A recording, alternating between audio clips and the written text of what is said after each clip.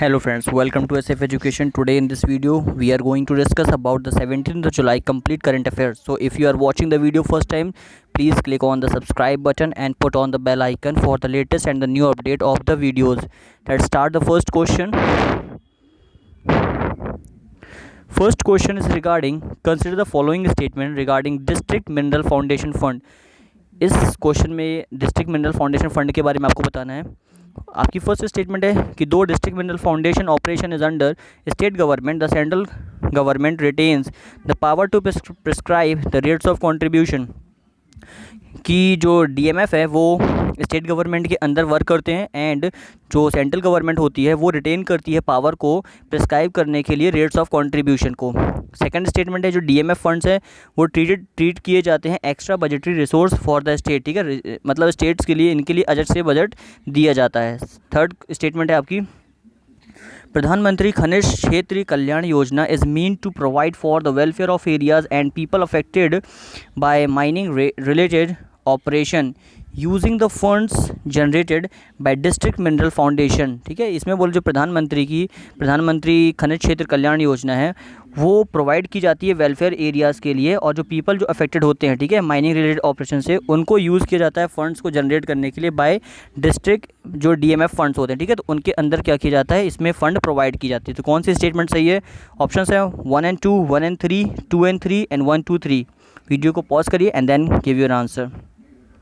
Here your right answer is option D. ठीक है, just a minute, option D. ठीक है, ऑप्शन डी यहाँ पे राइट आंसर है। मतलब तीनों की तीनों स्टेटमेंट सही है कि जो डीएमएफ होते हैं ये स्टेट गवर्नमेंट के अंदर इनको वर्क ऑपरेशन होता है इनका, और क्या सेंट्रल गवर्नमेंट क्या करती है, फंड को इनके जो फंड्स होता है, जो मतलब जो सेंट्रल गवर्नमेंट क्या करती है, इनकी जो पावर को प्रिस्क्राइब करती है इनके कंट्रीब्यूशन बनाए रखने के लिए। ठीक है, और ये जो फंड्स होते हैं एक्स्ट्रा बजटरी सिस्टम में आते हैं। ठीक है, और प्रधानमंत्री खनिज क्षेत्र कल्याण योजना है उसी के हिसाब से जो वेलफेयर फंड्स दिए जाते हैं वो डीएमएफ मतलब डीएमएफ के अंदर ही दिए जाते हैं। कौन सी किस योजना के लिए? जो प्रधानमंत्री खनिज क्षेत्र योजना है इसी के लिए जो डीएमएफ से ही फंड दिया जाता है।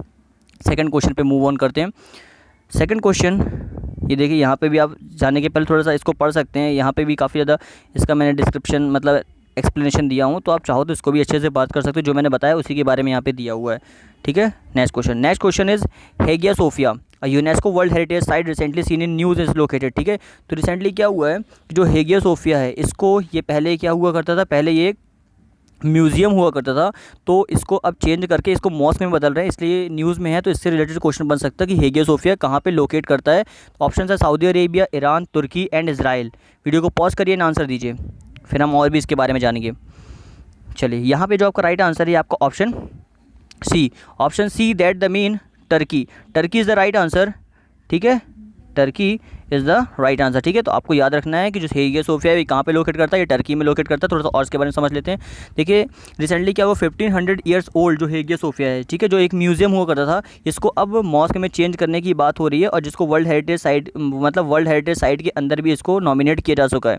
और जो was originally a cathedral in the Byzantine empire before, so this was the reason why it was in news. Okay, और थोड़ा सा और इसके बारे में अगर जानेंगे तो 1500 मतलब 1500 ईयर्स पहले ये जो कैथेड्रल में जब इसको चेंज किया था, उसके पहले ये एक बेजेंटाइन एम्पायर के अंदर आता था। ठीक है, 1453 तक। तब इसको उसके पहले जब 1453 में जब ये बेजेंटाइन एम्पायर में आता था तब ये मॉस्क था। मतलब presently it was a mosque, then change into museum just because of there. इसका जो लुक था ना ये बहुत ही प्यारा था, जैसे आप इस पिक्चर में देख रहे हो। It is looking a very gorgeous place. ठीक है, और बहुत ही यूनेस्को है वर्ल्ड हेरिटेज साइट का भी एक बहुत प्यारा म्यूज़ियम था ना। इसको अभी रिसेंटली जब चेंज किया गया है तो यही न्यूज़ बताया गया है कि ये पहले मॉस्क था, that why it should be change. चलिए नेक्स्ट क्वेश्चन में चलते हैं। Next question is regarding coal bed methane के बारे में कुछ स्टेटमेंट दिए हैं, आपको बताना कौन सी स्टेटमेंट सही है। तो पहली स्टेटमेंट है coal bed methane like shale gas is extracted directly from the rock that is the source of the gas. कि जो कोल बेड मीथेन होती है ये एक सेल गैस की तरह होती है जिसको एक्सट्रैक्ट किया जाता है रॉक से, जो सोर्स है किसका, एक गैस का। सेकंड स्टेटमेंट है जो CBM है जिसको आप कोल बेड मीथेन बोलते हो, वो can be use for power generation as जैसे कंप्रेस नेचुरल गैस सीएनजी होती है, इस तरीके से इसका यूज़ किया जाता है, और auto fuel and as a feedstock और फीड स्टॉक फॉर फर्टिलाइज़र। ठीक है, तो इन सभी चीज़ों में सीबीएम मतलब जो सीबीएम है उसका भी यूज़ सीएनजी और जो फीड स्टॉक और फर्टिलाइज़र इन इस तरीके से भी इसका यूज़ किया जाता है। तो कौन सी स्टेटमेंट सही है? Only one, only two, both one and two and sorry ये गलती से यहाँ मिसप्रिंट हो गया है, it is neither one nor two. ठीक है, तो आई होप आप लोग क्लियर कर लेंगे। ठीक है, तो ये नाइदर है, नाइदर वन नॉर टू। ठीक है, नॉट अ ब्रदर। तो कौन सी स्टेटमेंट सही है? Only one, only two, both one and two and neither one nor two. तो यहाँ पे जो आपका राइट आंसर है ये आपका option C, option C that the mean both one and two, दोनों, ये दोनों ही स्टेटमेंट आपकी सही है। जो कोल बेड है वो एक शेल गैस की तरह ही वर्क करती है, जिसका सोर्स कहाँ से होता है? रॉक से, और जो सीबीएम है ये किस तरीके से वर्क करेगी? ये कंप्रेस नेचुरल गैस की तरह ही वर्क करेगी। ठीक है, तो यहाँ पर और भी मैंने एक्सप्लेनेशन दिया, आप चाहो तो इसके बारे में पढ़ सकते हो। हालांकि ये वही चीज़ है जो मैंने आपको बताया कि जो जैसे सेल गैस होती है, सेल गैस भी कैसा है कि सेल गैस का भी जो हम क्या बोल सकते हैं आपकी जो हम एक्सट्रैक्शन करते हैं, ठीक है, तो वो भी हम किसकी तरीके से करते हैं? रॉक से करते हैं। उसी तरीके से हम सीबीएम का भी एक्सट्रैक्शन रॉक से किया जाता है। और आज की डेट में सबसे ज़्यादा सेल गैस कौन एक्सट्रैक्ट करता है? तो ये यूएसए एक्सट्रैक्ट करता है। तो ये भी आपको याद रखना है। नेक्स्ट क्वेश्चन पर चलते हैं। Next question is regarding consider the following statement regarding perform, achieve and trade scheme. ठीक है, जो पीएटी है इसके हिसाब से कौन सी स्टेटमेंट सही है? तो फर्स्ट स्टेटमेंट है perform, achieve and trade scheme is the flagship programme of NITI Aayog. ये नीति आयोग का एक प्रोग्राम है। सेकंड है perform, achieve and trade scheme, इसका एम है कि रिड्यूस करना आपको एनर्जी का कंजम्पशन एंड प्रमोट करना है enhance energy efficiency he among specific energy intensive industry in the country. ठीक है, तो कंट्री के अंदर एनर्जी इफिशियंसी को और ज़्यादा बढ़ाना है और जो इसका एनर्जी का कंजम्पशन इसको रोकना है, तो ये इसका एम है। और थर्ड स्टेटमेंट है national mission for enhance energy efficiency, जो NME है, ये one of the 8 national mission है किसके अंदर का? National action plan on climate change. तो ये NAPCC का ही एक क्या है आपका, आप बोल सकते हैं कि उसी के अंदर का एक मिशन है। ठीक है, जो आपका NMEE है। तो कौन सी स्टेटमेंट सही है? ओनली 1 एंड 2, 2 3, 1 3 एंड 1 2 3, कौन सी स्टेटमेंट सही है? वीडियो को पॉज करिए ना, आंसर दीजिए। यहाँ पे जो आपका राइट आंसर है ये आपका option B, option B that the mean 1 and 2 statement सही है, क्योंकि इसको नीति आयोग ने रिलीज़ नहीं किया है। ठीक है, और बाकी लास्ट की 2 स्टेटमेंट सही है। चलिए आपको देख लेते हैं कि आखिर इस फ्लैगशिप प्रोग्राम को किसने लॉन्च किया है। तो इस फ्लैगशिप प्रोग्राम को आपका ब्यूरो ऑफ एनर्जी इफिशियंसी ने इसको लॉन्च किया हुआ है। ठीक है, तो आपको ये याद रखना है। बाकी ये किसके अंदर वर्क करता है? तो it is working under national action plan on climate change. ठीक है, तो ये इसी का एक पार्ट है और इसी की तरह ये एक वर्क करता है, जिसमें national action plan of climate change, ठीक है, जो आपका ये NAPCC है, इसकी कितनी ब्रांचेस हैं? 8 ब्रांच है। उन्हीं 8 ब्रांचेस में NMEE ये भी उसकी एक वर्किंग एजेंसी है। ठीक है, नेक्स्ट क्वेश्चन पे चलते हैं।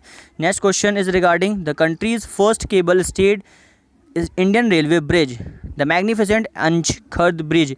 नाम क्या है ब्रिज का? Anjikhad bridge will be soon constructed in which of the following. तो अभी कंट्री का पहला फर्स्ट केबल स्टे ब्रिज, ठीक है, जिसको फर्स्ट केबल से बनाया जा रहा है, ये किस यूटी में इसको कंस्ट्रक्ट किया जा रहा है? तो ऑप्शन है Jammu and Kashmir, Chandigarh, Puducherry and Andaman and Nicobar.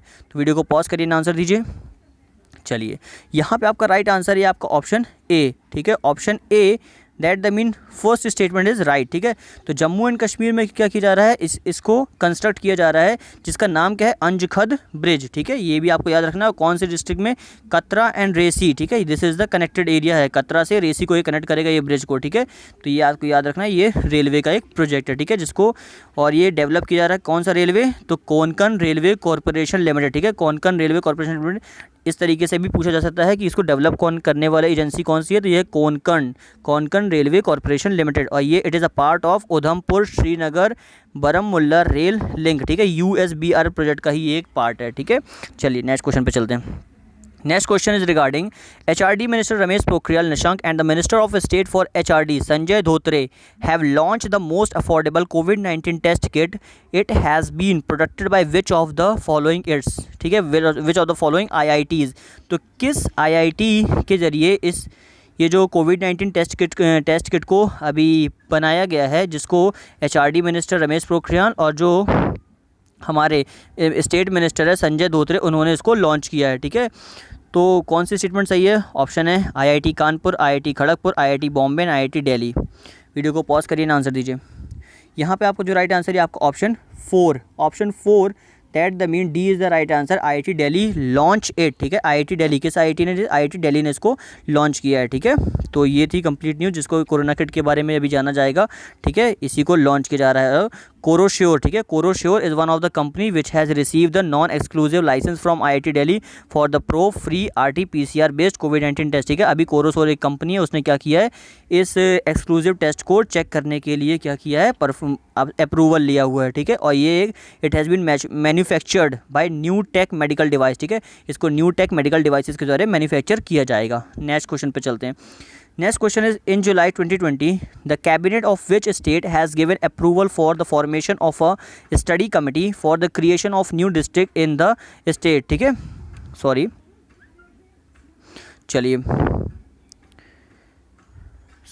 चलिए जुलाई 2020 में क्या हुआ है, अभी रिसेंटली एक कैबिनेट ने एक अप्रूवल दिया, ठीक है, स्टडी कमेटी बनाने के लिए। तो इसको किस डिस्ट्रिक्ट में, किस स्टेट के डिस्ट्रिक्ट में इसको लॉन्च किया जाएगा, तो स्टेट का नाम पूछा हुआ है।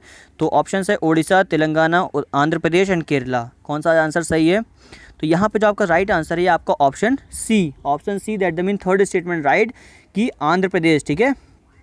आंध्र प्रदेश में इसको क्या किया जाएगा, इस स्टडी कमेटी को वहाँ पे लॉन्च किया जाएगा, ठीक है। तो ये आपको याद रखना है। चलिए थोड़ा सा और इसके बारे में समझ लेते हैं। रिसेंटली आंध्र प्रदेश की जो कैबिनेट है उसने अप्रूव किया है कि वो एक स्टडी कमेटी बनाएगी, ठीक है, अपनी एक new district in the state, ठीक है, स्टेट के अंदर।